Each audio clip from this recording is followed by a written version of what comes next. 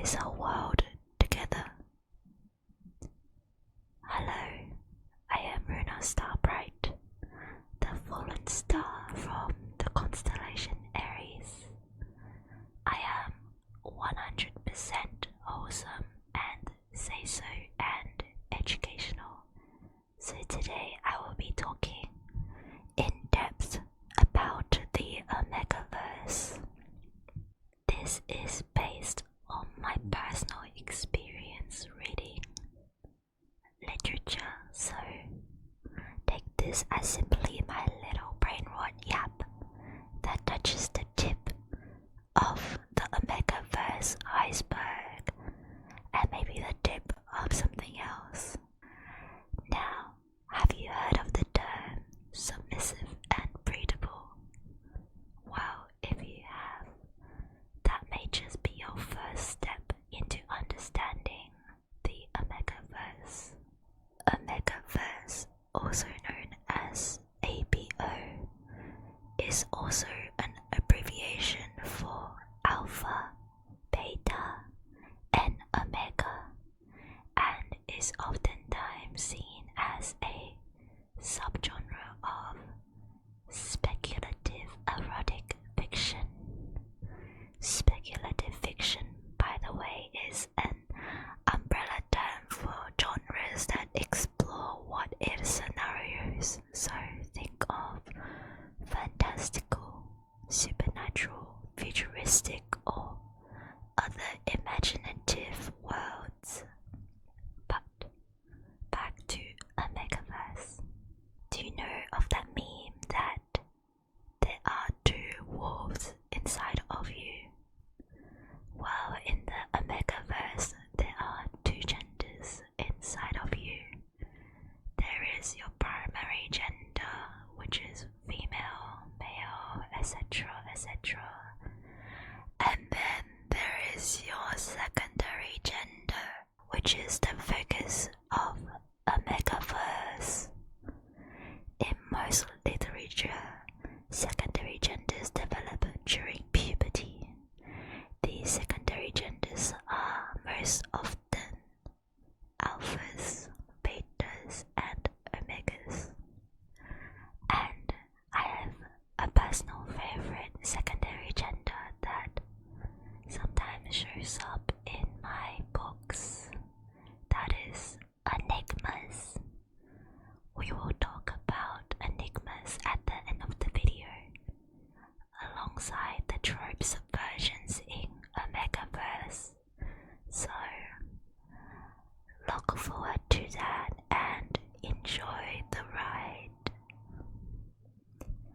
Firstly, I will explain the roles of alphas, betas, and omegas in a stereotypical setting. Of course, they differ depending on stories, and remember that they are caricatures of gender norms that create potential for subversion and the challenging of gender roles. So, what are alphas? They are typically dominant and at the top of society, often taking on leadership roles and seen as natural leaders in any field. They can release a dominant scent that gives them command over the other subgenders, especially over omegas. They also experience ruts, normally a period of hypersexuality where an omega is needed to comfort them. In the rut, alphas produce knots and can lay claiming marks on omegas. They can impregnate anyone regardless of their primary gender. Betas take up the majority of the population, normally representing the working class. They do not have heat or rut cycles. Depending on the universe, betas act as the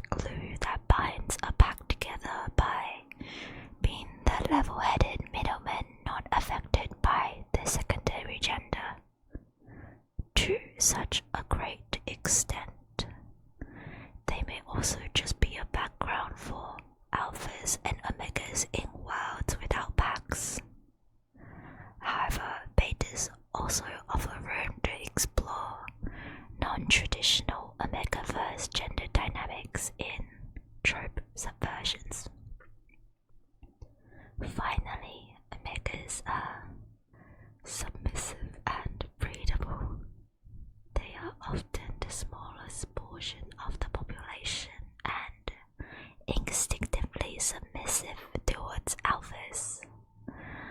Like alphas, they experience cycles called heats, where they similarly enter a hypersexual, instinct-driven state and need an alpha to satiate them.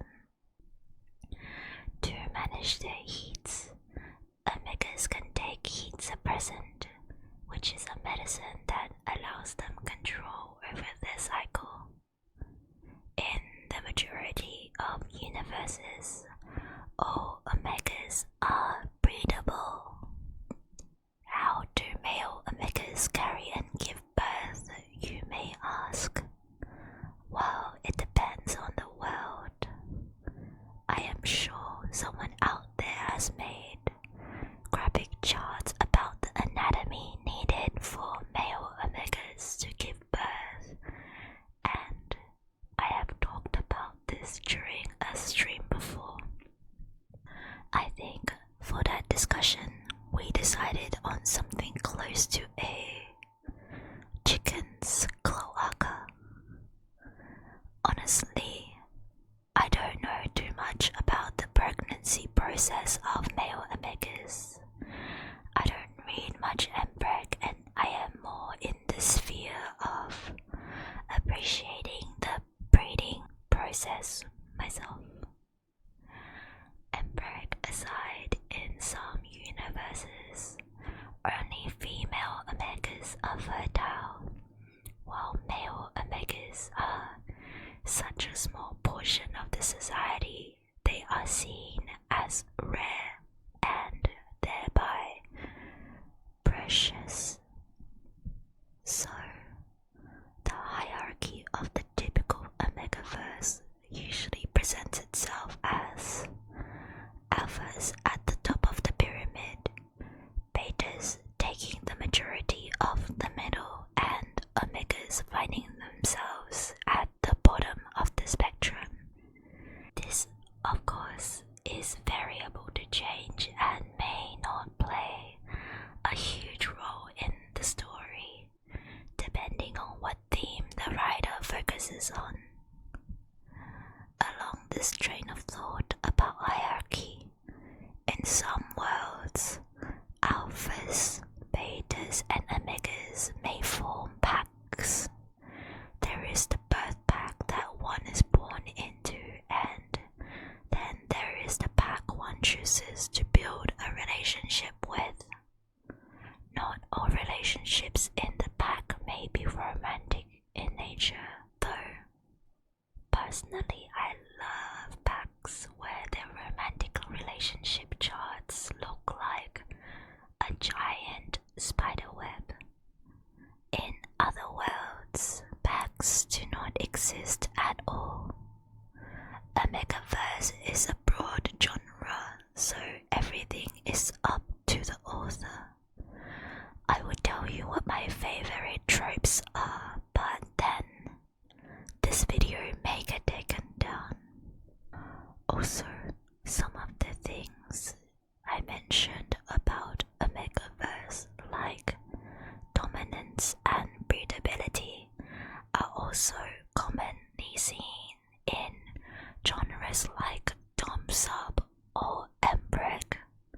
Even if they overlap, they are different genres. For example, while the Dom Sub genre has a similar theme of establishing dominance, the focus is more on dominance play and often praise, without the key factor of pheromones and heats or rut cycles. Meanwhile, while MPreg has the overlapping theme of male pregnancy,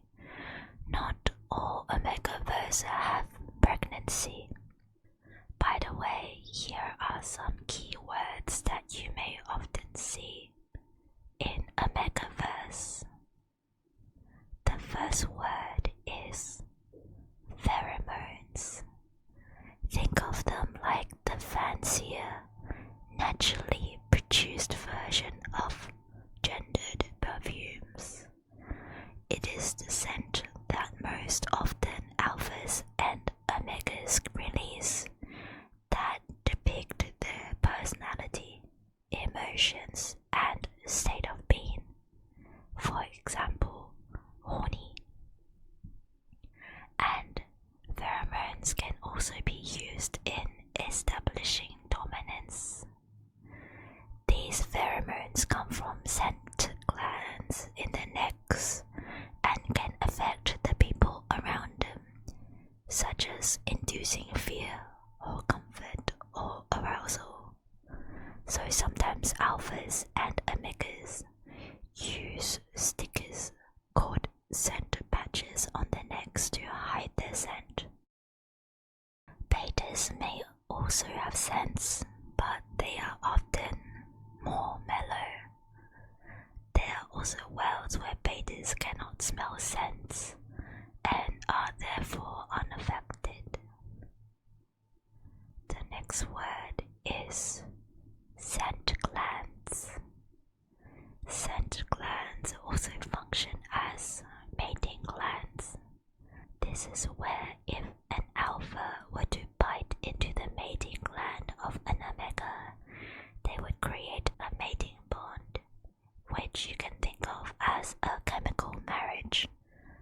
Depending on the universe, alphas may or may not mate with several omegas, while the omega is stuck with a single mark for life unless they risk permanently damaging surgery. So, mating marks can either be a super romantic thing or an exploration into the exploitation of an oppressed gender. Super interesting. There is also the concept of true mates in some Omegaverse, which I will touch on when we talk about the 3 major subgenres in Omegaverse. Finally, one more keyword I will bring to your attention is the word breeding. I don't think I need to explain what breeding is, but all you need to know is that it is one of the most important words in Omegaverse. Next on the list, I will yap to you about the 3 major subgenres of Omegaverse I've come across. They are in order: erotica, romance-centric, and dark Omegaverse. First and foremost, erotica. This is the most common genre of Omegaverse you will find on websites such as AO3, and for good reason. Oh, there is no reason for these 2 people to bang. Well, take this convenient heat cycle. They are up against the wall, in the bathtub and on the bed and everywhere. It is a greenfield beach galore. With Omegaverse erotica, we don't need to build up too much about the emotional intimacy because the pheromones communicate everything and they have a mutual understanding without needing to, God forbid, communicate. Thank goodness we can go directly to the meat of the bun. Omegaverse can provide a simple setting and motivation for people to bang, because, not going to lie, I personally already have 1,000 pages of delusional musings in my head about why my OT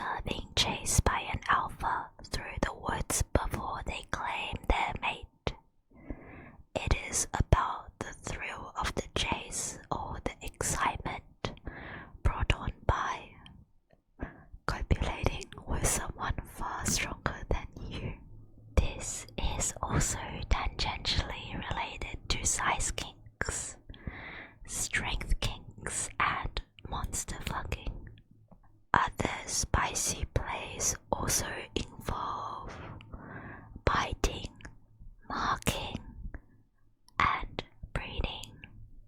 Subversively, Omegaverse erotica can also be soft and caring, where pheromones and acts of marking represent a next level intimacy and trust, where the couples indulge in each other wholly. You might ask, Ruuna, why not just write normal erotica? Why add all this? Well, why not? It's fun, it's silly, it's delusional. Erotica is the best.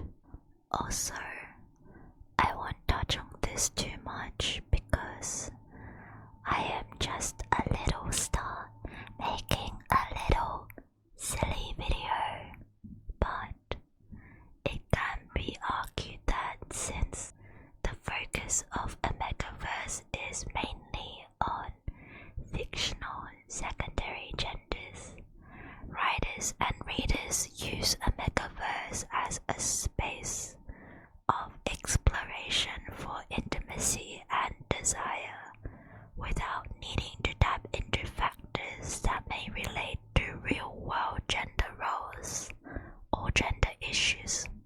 Instead, Omegaverse erotica can function as a delusional space where you don't have to think too hard about the implications of these gender roles and the action of the characters, because these genders aren't real. Therefore, Omegaverse can be used to explore themes of consent and sexual violence inflicted on certain genders. But between you and me, if I am reading Omegaverse erotica, I am just here for the brainrot smut. Next on the list of Omegaverse subgenres is romance-centric Omegaverse.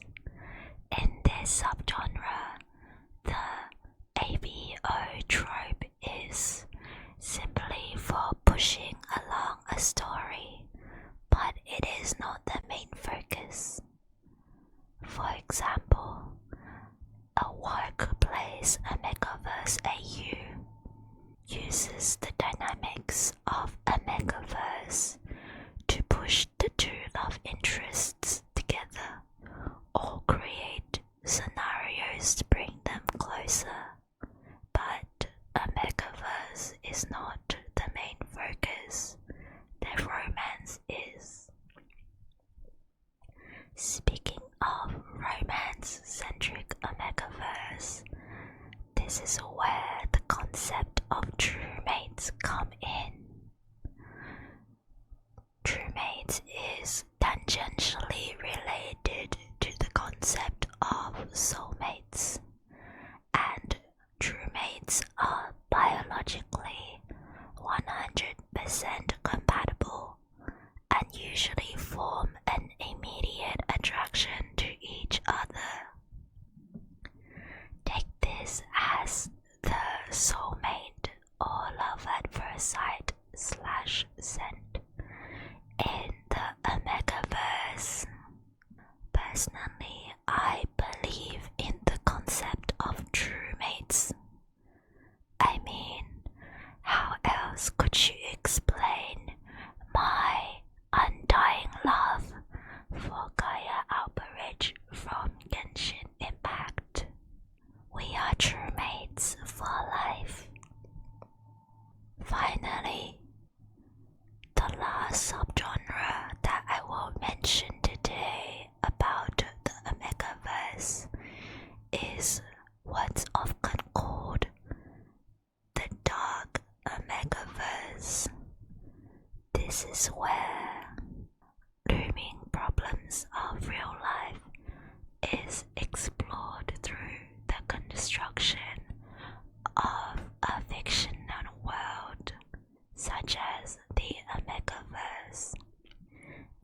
these settings, Omegaverse is used as a tool to deconstruct gender and sex. It offers commentary on gender, oppression, and patriarchy. Think of Dark Omegaverse as the dystopian science fiction adjacent version of Omegaverse, the what if scenarios of the genre.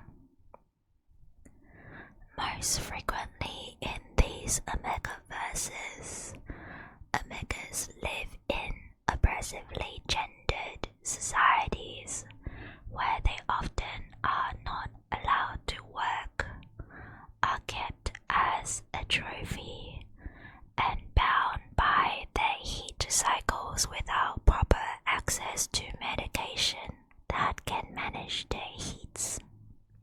The details of the tropes vary, but often they look at reproductive rights, consent, inequality of gender, and how that affects the ease of access to medical care in society. For example, what does an Omega do when they do not have access to heat suppressant pills that allow them to become independent and maintain an income? Do they take underground pills that may permanently damage their body?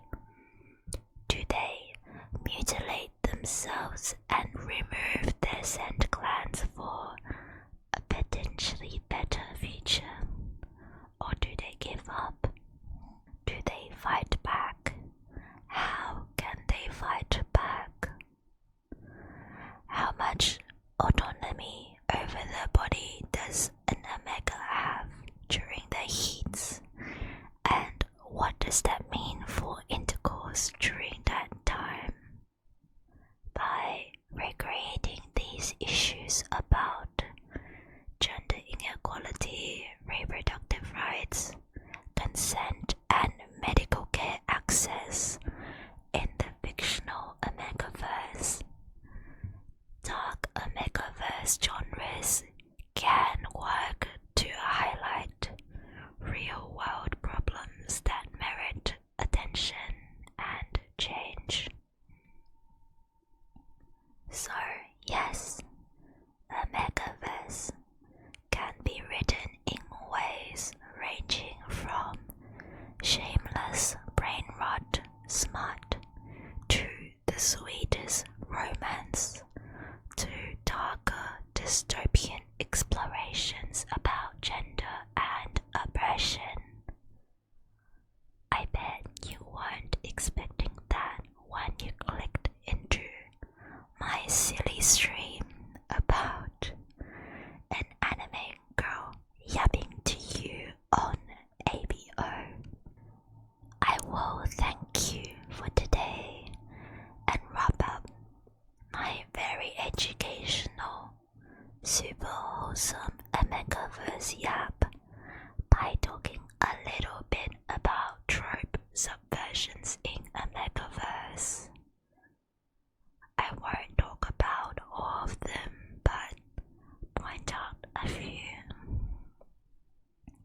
Quite often, trope subversions explore gender and sexuality through non-traditional ABO dynamics, which you can also understand as the subversion of the heteronormative standards in Omegaverse, where couples are conventionally alpha to omega pairs or beta to beta pairs.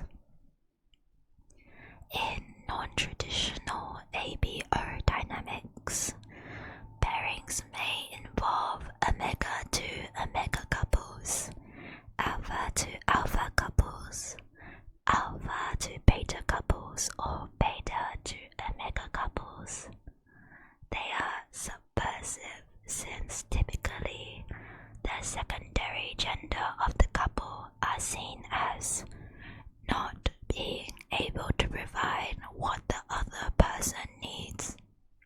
For example, since alphas cannot produce lick and the pheromones can agitate other alphas, especially in rods where alphas are possessive and territorial, alpha to alpha couples are seen as destructive to each other and cannot last. Similarly, omega to omega couples are seen as not possessing enough dominance to keep the other omega content. Betas also have to grapple with the fact that biologically they may not satisfy their alpha or omega partner as easily because they lack the correct pheromones and have no slick nor knot.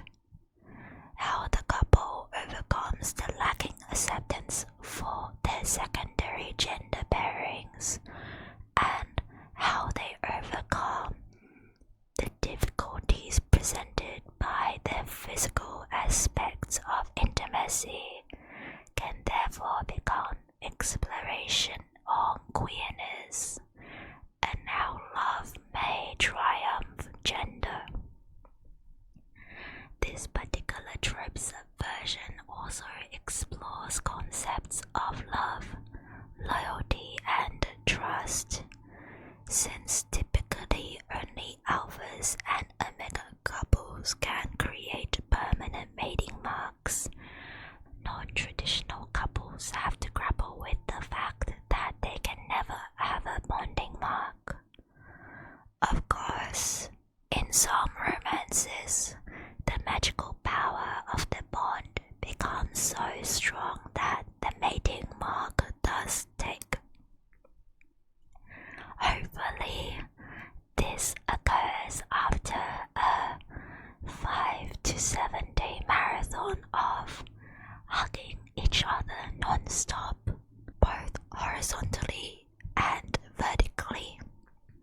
Speaking of hugging each other non-stop and non-traditional dynamics, I will finally talk about the long-awaited mystery secondary gender, enigmas. Enigmas are a personal favorite trope of mine because I have the brain of a peanut and the taste of the highest rated connoisseur. In some universes, enigmas can conceal their scent and pass off as either omegas or betas. Enigmas do not exist in every Omegaverse, but when they do, they are typically the smallest fraction of the population and can dominate even alphas. That's right, enigmas can make alphas submit to them. Imagine you are an alpha thinking your whole life you will be dominant and on top, and then bam, that cute omega you've been into, their dominant pheromones are making you weak in the knees. When they pull it out of the pants, it's bigger than yours. Your life view is suddenly upside down, your world upended much like